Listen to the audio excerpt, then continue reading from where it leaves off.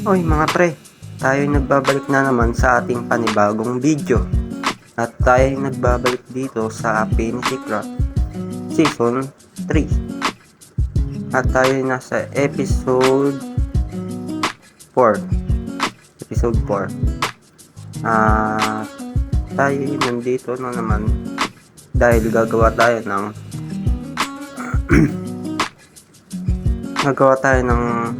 hindi ko alam gagawin ko. Basta yun, may shader na tayo na maganda. Ito yung improvised na shader, pero hindi ko alam kung bakit ganyan skin ko. Ganyan naman sa character ko, pero ba't in-game ganyan? So dito nga pala sa loob, may ginawa pala ako dito. At ito yun, kung mapapansin nyo, may crafting table, enchanting table na tayo dyan. Tapos ayun, nag-load yung enchanting table dahil sa shader na ginagamit natin. So yan, may mga villager na tayo dyan, nag-entity cramming na nga. So dito meron pa ata dito, ayan sobrang dami, napakabilis ng ating villager breeder. Then hindi naman ako pumapasok dito. At dito nga pala, dinaanan ko na lang, meron na tayong storage room na makakapaglapag na tayo ng maraming gamit. Dahil nahihirapan na ako dito mag-restore ng gamit, lagay dahil nasa labas lang ang mga chest ko. Then nalinis ko na nga pala sa labas, pati sa taas may nilagay akong konting decoration. Ayan. Then dito nga pala sa may waga nating ender chest, may naglalamangon. Nagmina ako at ito nakuha ko 51 diamond ore. Then kukunin natin siya ngayon. May namatay, nag-entity cramming na kasi yan. And dito hukayin na natin siya using fortune. Kailangan natin harangan ng mga gamit. Lalapag na lang natin dyan, ganyan na siguro. Ang ganda ng ng oro, unlike sa hindi improvised na newbie shader.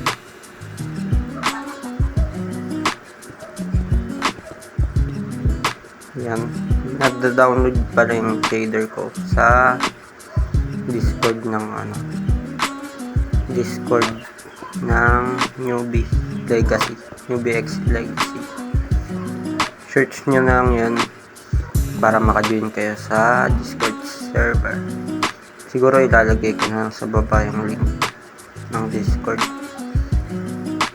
Then may 4 pa tayo dito. Nangyari na misplace pa guys. Then siguro babalikan ko na lang kayo kung hukay na natin to, dahil maglalag pa tayo dito. Yan.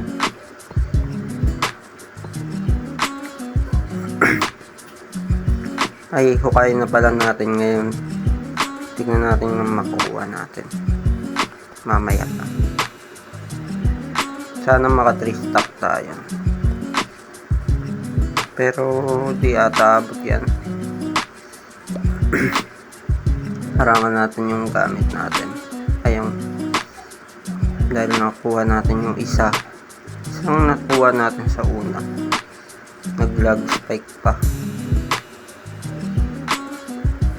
Ayan, bumalik na. Kailangan natin ito kunin, baka mag-despawn. Yan, sayang diamond eh. At dito kunin natin. Ayan.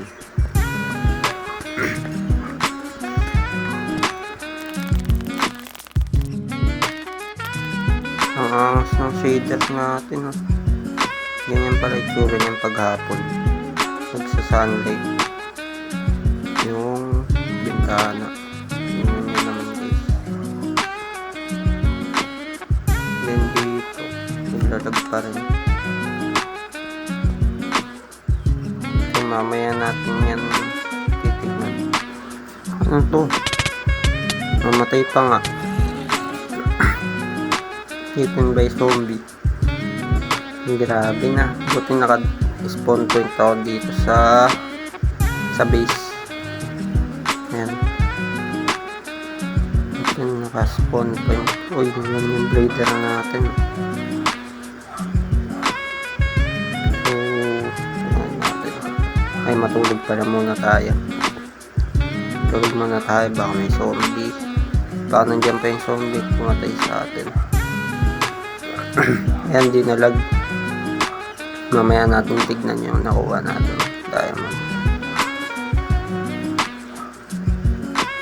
Ayun yung zombie. Papahabol lang tayo dito. Dito na tayo talon sa road. Ayan. Diyan na tayo namatay na. Ayan. Tignan natin yung nakuha nating diamond. Ilan kaya natin?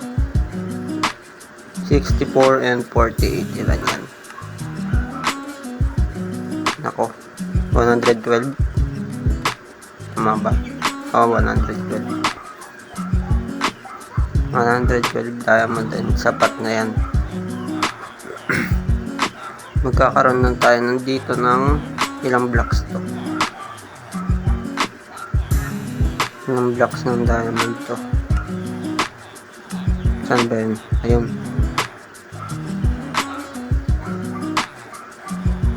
Ayun, sarap. At nagsisimula na kami dito ng shopping district. Baka baka may bilhin na ako dun.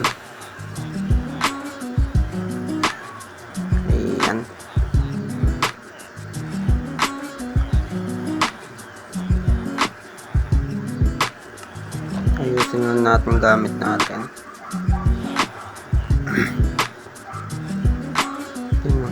Ang star ko ng shader na to. Kala ko na-reflect yung sa pang glass dun At yun, may gagawin pala tayo. At may natanim na ako dito. So ganito lang mag-edit ng touch control dahil lumit yung ating jump button. Ayan, sneak. Kung di nyo alam maglagay ng touch control, ayan. Kailangan lang natin palakihin dahil yung daliri ko malaki talaga guys. And siguro next time magkikibot na ako, hindi ko lang sure. Pero yan, palakihin lang natin yan. Ayan, sapat na yan. Then back tayo sa game. Tagal talaga mag-loading. Ayan, makakatalon na tayo. Dumit nga hindi ko alam kung bakit. Sa ating tree farm, yan, nag-set na ako dyan ng spruce dahil gagamitin natin yan as a building block ngayong episode. Gagawa tayo ng isa pang building. At dito yung dark oak and birch. Gagamitin rin natin yung dark oak as then puputulin ko tong spruce kapag kinailangan na natin. Then may isa pa tayong gagawin ngayong episode na may kinalaman dito. Ay, yung kapares niya pala wala tayong. So kunin natin yun para mapakita ko sa inyo kung ano yun. At kung saan natin ilalagay yung building. Dito natin siya ilalagay. Diyan sa tabi ng ating starter base. Ayan. Starter building pala. Yan. Hindi ko alam kung iron farm gagawin ko or yun sinasabi ko. At ito yung sinasabi kong block. Nandito siya. Saan na pa yun? Ayun. Ito siya. Melon. Yeah. Dahil sa tingin ko ito yung ating magiging source ng emerald. Kaya nga sinabi ko kanina, iron farm o melon farm yung gagawin ko. Mas maganda melon kasi mas mura. Pero mas mura rin yung iron, pero ayoko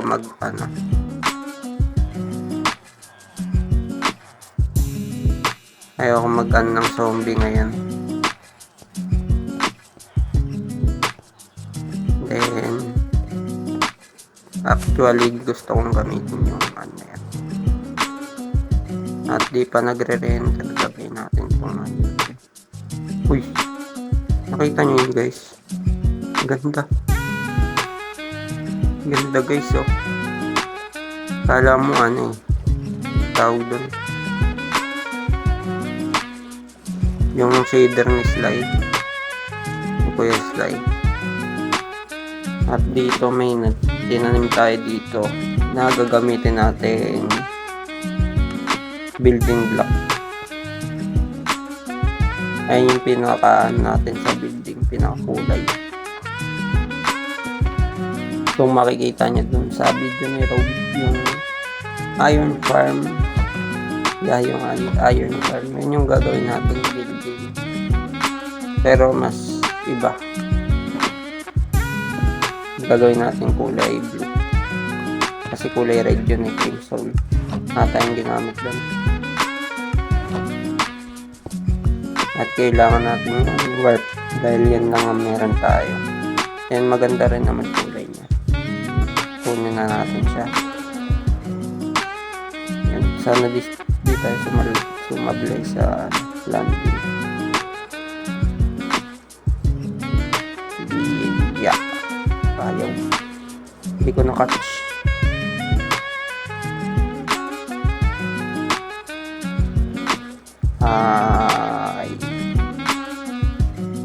Yan. Hintik na malaglag. Then, sisimulan natin dito sa taas. Dahil mas maganda dito.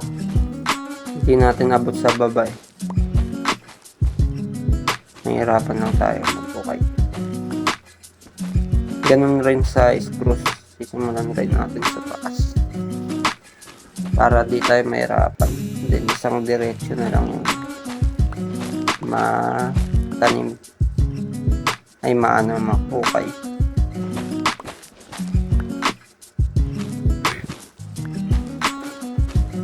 Ayan. Siguro babalikan ko na lang kayo mamaya pag i-build na natin yung watermelon farm. So nagbabalik tayo dito sa ating ginagawang build. At bago natin gawin yun, gagawa muna tayo ng kalsada na pag-ganon. Then pag-ganon bago dito kasi may nakaharang pang puno dahil at di ko pa yun matanggal. At ito gagawin natin tong building dahil tatamaan siya ng kalsada. Then dito may gagawin tayo ditong kalsada, diba? Papadiretsuin natin yan dito sa kabila rin. Then dito, dalawa sila. So papadiretsuin ko yan dito hanggang sa deep slate. Lalagyan ko sila ng deep slate. And kagaya ng ginawa natin dito sa una, gagamit tayo ng granite slab para mas tipid. kayain lang natin yung walk side dito. So paano nga natin yung papalikuin? Didiretso muna natin yun dito sa dulo ng ating bed. Ayan. Then dito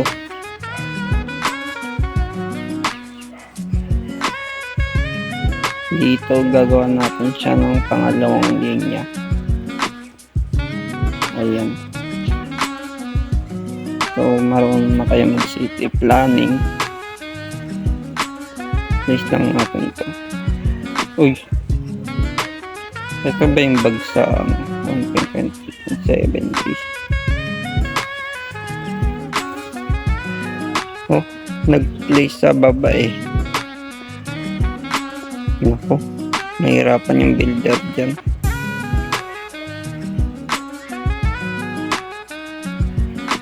Anyways, madali lang naman, maliit na problema yan. And papalikoy natin siya dito. Kaya napaliko na natin. Tapos na tayo sa actually dalawa na sila. Tapos na tayo sa dalawa. And kaya na natin to. Dahil lalagyan natin to ng deep slate para maging kalsada. Ayan. Then babalikan ko na kayo kapag tapos na tayo dito. Medyo boring kasi.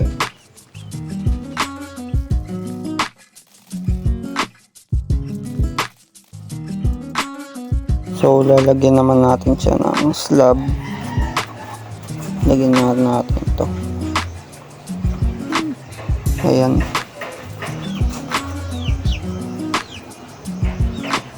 So ipapass forward na lang natin rin to.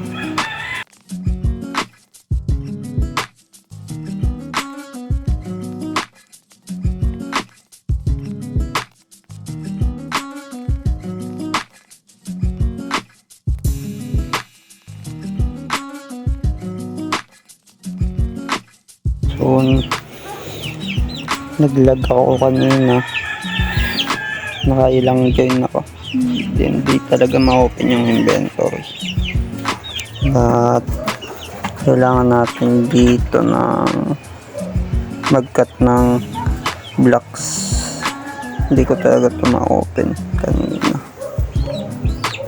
Then inalis ko ng resource pack ko din para mag-open yung inventory.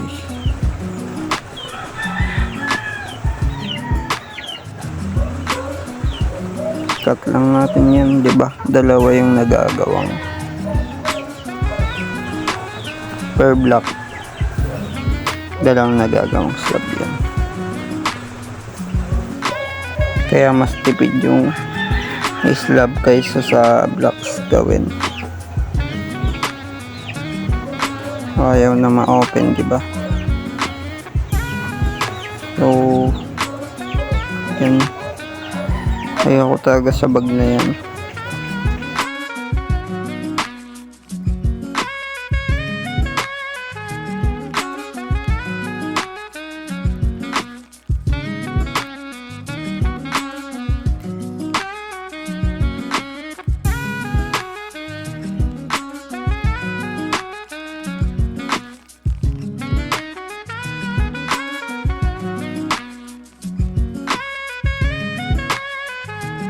So natapos na natin siya.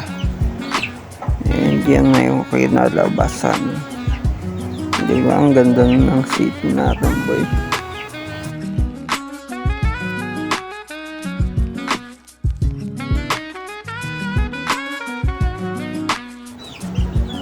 Yan, tapos na talaga. And di ba napakaganda, kita sa taas. Ay naiakit ko na. Ganda pala yun. Kaso ang pangit ng pagkaliko natin pala. Pangit ng magiging itsura. Pero baka maganda naman yan kapag diretso na natin yan dito.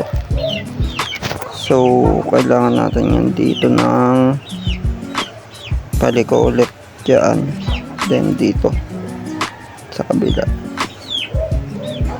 then dito gagawin na natin yung melon farm dito. Then let's go.